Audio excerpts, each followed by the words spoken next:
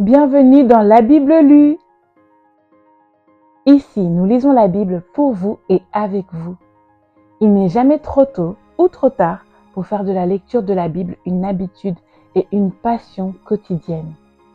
Que vous soyez dans le confort de votre maison, en voiture, en balade, en train de faire vos courses ou du sport, seul ou accompagné, tous les moments sont bons pour entendre la merveilleuse parole de Dieu. La Bible lue tous les jours permet d'apprendre à mieux connaître notre Dieu et à nous laisser transformer par sa parole. N'oubliez pas de toujours demander au Saint-Esprit de vous accompagner dans votre lecture et de vous aider dans la compréhension de sa parole. Nous prions pour que votre foi grandisse, soit fortifiée et porte de bons fruits. Comme nous le dit l'apôtre Paul dans Romains chapitre 10, verset 17, « Ainsi, la foi vient de ce qu'on entend, et ce qu'on entend vient de la parole de Dieu. » Bonne et heureuse lecture à vous. Et comme le dit notre Seigneur Jésus-Christ dans Marc chapitre 4, verset 9, que celui qui a des oreilles pour entendre, entende. Jean, chapitre 7. Jésus à la fête des Tentes. Après cela, Jésus continua de parcourir la Galilée. Il ne voulait pas séjourner en Judée, car les Juifs cherchaient à le faire mourir. Or, la fête juive des Tentes était proche. Ses frères lui dirent : « Pars d'ici et va en Judée, afin que tes disciples voient aussi ce que tu fais. Personne n'agit en secret s'il cherche à être connu. Puisque tu fais ce genre de choses, montre-toi au monde. » En effet, ses frères non plus ne croyaient pas en lui. Jésus leur dit : « Le moment n'est pas encore venu pour moi. Tandis que pour vous, c'est toujours le bon moment. Le monde ne peut pas vous détester. Tandis que moi, il me déteste parce que je témoigne à son sujet que sa manière d'agir est mauvaise. Montez donc à cette fête.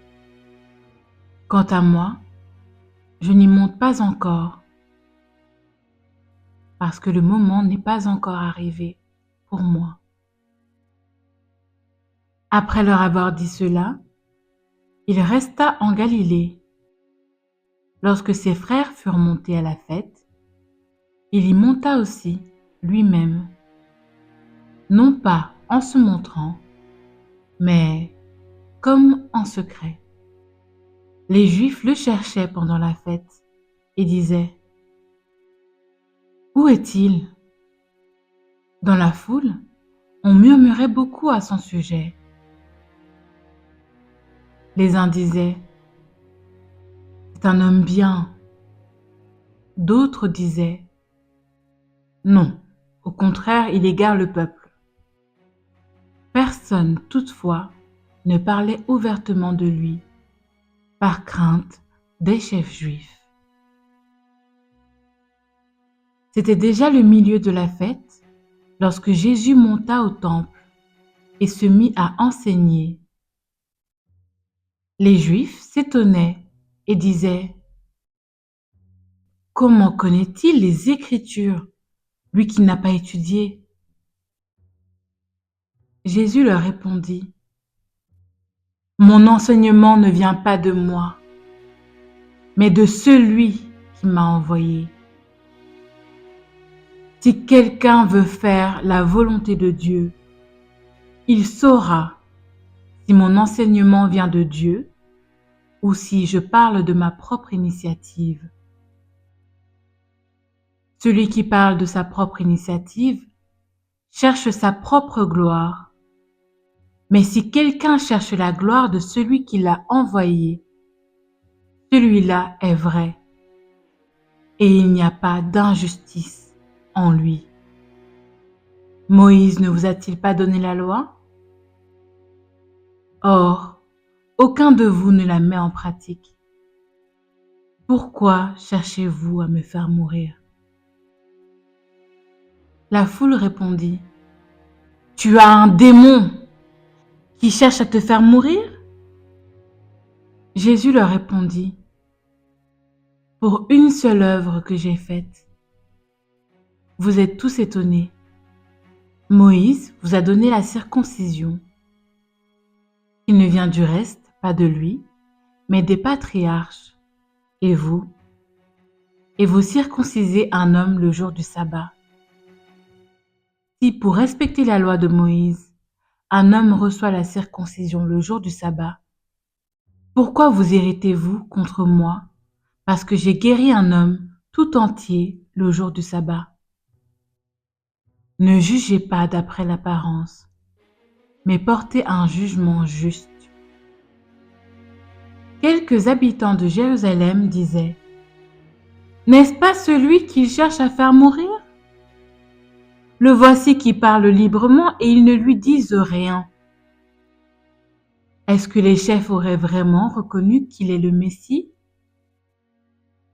Cependant, celui-ci, nous savons d'où il est, tandis que le Messie, quand il viendra, personne ne saura d'où il est.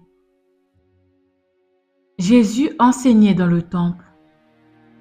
Il s'écria alors, Vous me connaissez et vous savez d'où je suis. Pourtant, je ne suis pas venu de moi-même. Au contraire, celui qui m'a envoyé est vrai et vous ne le connaissez pas. Pour ma part, je le connais car je viens d'auprès de lui et c'est lui qui m'a envoyé. Il cherchait donc à l'arrêter, mais personne ne mit la main sur lui parce que son heure n'était pas encore venue. Beaucoup parmi la foule crurent en lui et ils disaient, Le Messie, quand il viendra, fera-t-il plus de signes miraculeux que n'en a fait celui-ci? Les pharisiens entendirent la foule murmurer ces propos à son sujet. Alors les chefs des prêtres et les pharisiens envoyèrent des gardes pour l'arrêter. Jésus dit, Je suis encore avec vous pour un peu de temps. Puis, je m'en vais vers celui qui m'a envoyé. Vous me chercherez et vous ne me trouverez pas. Et là où je serai, vous ne pouvez pas venir. Les Juifs se dirent alors entre eux, Où ira-t-il pour que nous ne le trouvions pas? Ira-t-il chez ceux qui sont dispersés dans le reste du monde? Et enseignera-t-il les non-juifs? Que signifie cette parole qu'il a dite? Vous me chercherez et vous ne me trouverez pas. Et là où je serai, vous ne pouvez pas venir. Le dernier jour, le grand jour de la fête, Jésus, debout, s'écria, Si quelqu'un a soif, qu'il vienne à moi et qu'il boive. Celui qui croit en moi, des fleuves d'eau vive couleront de lui, comme l'a dit l'Écriture. Il dit cela à propos de l'Esprit que devaient recevoir ceux qui croiraient en lui. En effet, l'Esprit Saint n'avait pas encore été donné parce que Jésus n'avait pas encore été élevé dans sa gloire. Après avoir entendu ces paroles, beaucoup dans la foule disaient, Celui-ci est vraiment le prophète. D'autres disaient, C'est le Messie. Mais d'autres disaient, Est-ce bien de la Galilée que doit venir le Messie? L'Écriture ne dit-elle pas que c'est de la descendance de David et du village de Bethléem où était David que le Messie doit venir? Il y eut donc, à cause de lui, division parmi la foule. Quelques-uns d'entre eux voulaient l'arrêter, mais personne ne mit la main sur lui. Ainsi, les gardes retournèrent vers les chefs des prêtres et les pharisiens, qui leur dirent: « Pourquoi ne l'avez-vous pas emmené ?» Les gardes répondirent: « Jamais personne n'a parlé comme cet homme. » Les pharisiens leur répliquèrent: « Est-ce que vous aussi, vous vous êtes laissé tromper? Y a-t-il quelqu'un parmi les chefs ou les pharisiens qui ait cru en lui? Mais cette foule qui ne connaît pas la loi, ce sont des maudits. » Nicodème, qui était venu de nuit vers Jésus et qui était l'un d'eux, leur dit: « Notre loi condamne-t-elle un homme avant qu'on l'entende et qu'on sache ce qu'il a fait? » Ils lui répondirent: « Es-tu toi aussi de la Galilée? Cherche bien, et tu verras que de la Galilée, il ne sort pas de prophète. » Puis chacun rentra chez soi. Jean, chapitre 8. La femme adultère. Jésus se rendit au mont des Oliviers. Mais dès le matin, il revint dans le temple et tout le peuple s'approcha de lui. Il s'assit et se mit à les enseigner. Alors, les spécialistes de la loi et les pharisiens amenèrent une femme surprise en train de commettre un adultère. Ils la placèrent au milieu de la foule et dirent à Jésus: « Maître, cette femme a été surprise en flagrant délit d'adultère. Moïse, dans la loi, nous a ordonné de lapider de telles femmes. Et toi, que dis-tu » Il disait cela pour lui tendre un piège, afin de pouvoir l'accuser. Mais Jésus se baissa et se mit à écrire avec le doigt sur le sol. Comme il continuait à l'interroger, il se redressa et leur dit: « Que celui d'entre vous qui est sans péché jette le premier la pierre contre elle. » Puis, il se baissa de nouveau et se remit à écrire sur le sol. Quand ils entendirent cela, accusés par leur conscience, ils se retirèrent un à un, à commencer par les plus âgés et jusqu'au dernier. Jésus resta seul avec la femme qui était là au milieu. Alors, il se redressa et, ne voyant plus qu'elle, il lui dit: « Femme, où sont ceux qui t'accusaient? Personne ne t'a donc condamnée? » Elle répondit: « Personne, Seigneur. » Jésus lui dit: « Moi non plus, je ne te condamne pas. Vas-y, et désormais, ne pêche plus. » Jésus, la lumière du monde. Jésus leur parla de nouveau. Il dit: « Je suis la lumière du monde. Celui qui me suit ne marchera pas dans les ténèbres, mais il aura au contraire la lumière de la vie. » Là-dessus, les pharisiens lui dirent: « Tu te rends témoignage à toi-même. Ton témoignage n'est pas vrai. » Jésus leur répondit: « Même si je me rends témoignage à moi-même, mon témoignage est vrai, car je sais d'où je suis venu et où je vais. Quant à vous, vous ne savez pas d'où je viens, ni où je vais. Vous, vous jugez de façon humaine, moi, je ne juge personne. Et si je juge, mon jugement est vrai, car je ne suis pas seul, mais le Père qui m'a envoyé est avec moi.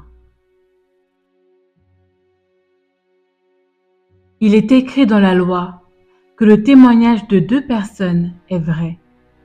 Or, je me rends témoignage à moi-même et le Père qui m'a envoyé me rend aussi témoignage. Ils lui dirent donc, « Où est ton Père ?» Jésus répondit, « Vous ne connaissez ni moi, ni mon Père. Si vous me connaissiez, vous connaîtriez aussi mon Père. » Jésus dit ces paroles alors qu'il enseignait dans le temple, à l'endroit où était le trésor, et personne ne l'arrêta parce que son heure n'était pas encore venue. Jésus leur dit encore, « Je m'en vais, et vous me chercherez, mais vous mourrez dans votre péché. Vous ne pouvez pas venir là où je vais. »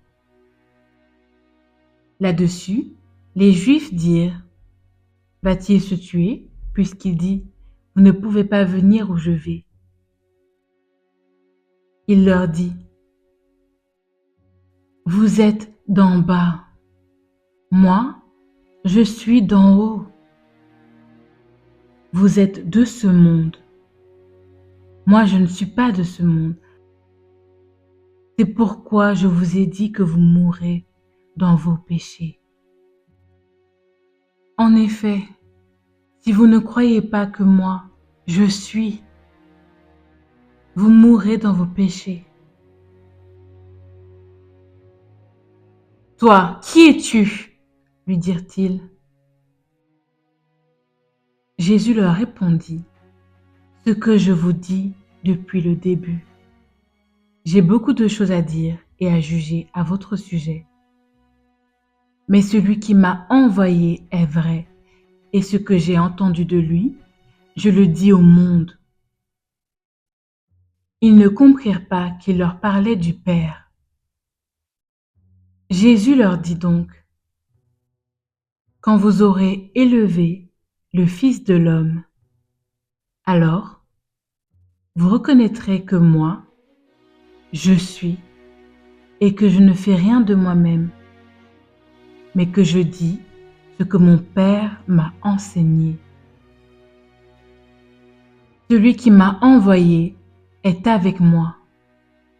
Il ne m'a pas laissé seul, parce que je fais toujours ce qui lui est agréable. » Comme Jésus disait cela, beaucoup crurent en lui. Alors, il dit aux Juifs qui avaient cru en lui, « Si vous demeurez dans ma parole, vous êtes vraiment mes disciples. Vous connaîtrez la vérité, et la vérité vous rendra libre. » Ils lui répondirent, « Nous sommes la descendance d'Abraham, et nous n'avons jamais été esclaves de personne. Comment peux-tu dire, vous deviendrez libres ? En vérité, je vous le dis, leur répliqua Jésus. Toute personne qui commet le péché est esclave du péché. Or, l'esclave ne reste pas pour toujours dans la famille. C'est le Fils qui y reste pour toujours. Si donc le Fils vous libère, vous serez réellement libre. Je sais que vous êtes la descendance d'Abraham. Pourtant, vous cherchez à me faire mourir parce que ma parole ne pénètre pas en vous. Je dis ce que j'ai vu chez mon Père, et vous, vous faites ce que vous avez entendu de la part de votre Père. Ils lui répondirent, « Notre Père, c'est Abraham. » Jésus leur dit, « Si vous étiez les enfants d'Abraham, vous agiriez comme lui. Mais en réalité, vous cherchez à me faire mourir, moi qui, en tant qu'être humain, vous ai dit la vérité que j'ai entendue de Dieu. Cela, Abraham ne l'a pas fait. Vous agissez comme votre père. Ils lui dirent, nous ne sommes pas des enfants illégitimes, nous avons un seul Père, Dieu. Jésus leur dit, si Dieu était votre Père, vous m'aimeriez, car c'est de Dieu que je suis sorti, et c'est de sa part que je viens. Je ne suis pas venu de moi-même, mais c'est au contraire lui qui m'a envoyé. Pourquoi ne comprenez-vous pas mon langage? Parce que vous ne pouvez pas écouter ma parole. Vous avez pour père le diable, et vous voulez accomplir les désirs de votre père. Il a été meurtrier dès le commencement. Il ne s'est pas tenu dans la vérité, parce qu'il n'y a pas de vérité en lui. Lorsqu'il profère le mensonge, il parle de son propre fond, car il est menteur et le père du mensonge.